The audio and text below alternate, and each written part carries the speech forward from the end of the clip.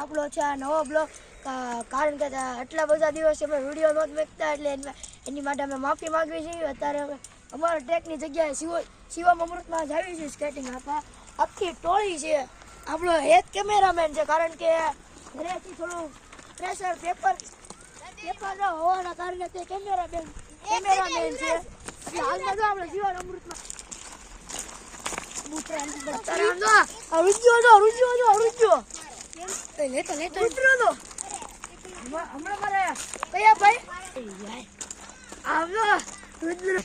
તો ગાઈસ આપણે અત્યારે પરમિશન લેવા જઈએ છે તો ચાલો હજી એક છે આપણો કબૂતરોને હાથ ભાંગ્યો ગળ્યો વાગ્યો છે સરકારનો એટલે ફ્રેક્ચર રહેવું છે એટલે હેલો ગાઈસ આપણને અત્યારે શિવમ અમૃતમાં આપવાની પરમિશન મળી ગઈ છે. અમે જે દાદા બેઠો એને પરમિશન આપી દીધી છે. હવે આપણે આ રુદ્ર તો સાયકલ લઈને આવ્યો છે.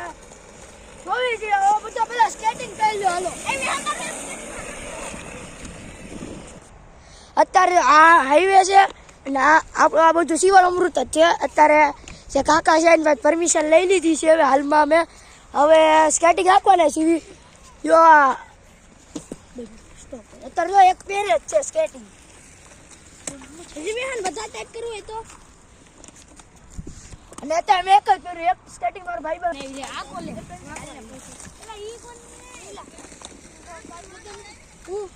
સ્કેટિંગ એટલા આના સ્ટાર્ટ કરતે તો ટોપડીને એકના કરું.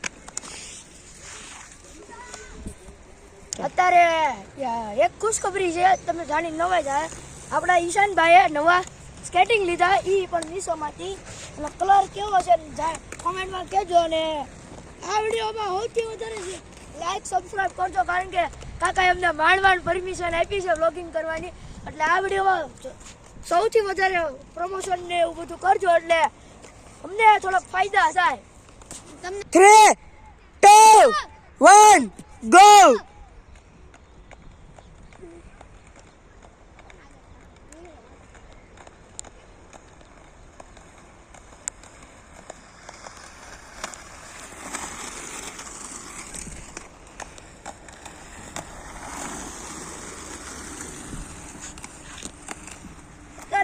થોડીક સ્પીડ બહુ હાકી કારણ કે મને થોડીક મજા નથી એટલે આપણે સ્પીડમાં બહુ ન હાકા એટલે તો આપણે હાકા ખરી થોડા ટ્રાય મળી એટલે હાકવાની બને એટલે હાકી તો ખરી.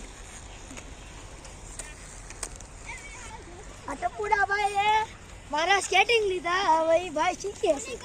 એ ભાઈ આવડે શીખવું છે એટલે નવા સ્કેટિંગ છે એટલે થોડા પગમાં બેલેન્સ નથી રહેતું એટલે શીખતા ભાઈ છે. મારે એમ થાય છે આ ભાઈ એવું હાલો બધા લાઈનમાં ઉભા રહ્યો. તમારો એક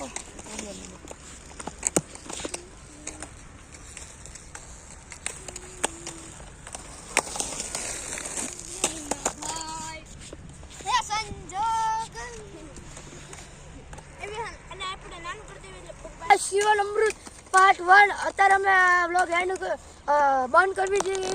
હવે અમે બીજા બ્લોગ જોજો આમાં એમાં જ તે મજા આવશે. હવે કાલ મળશું. બાય.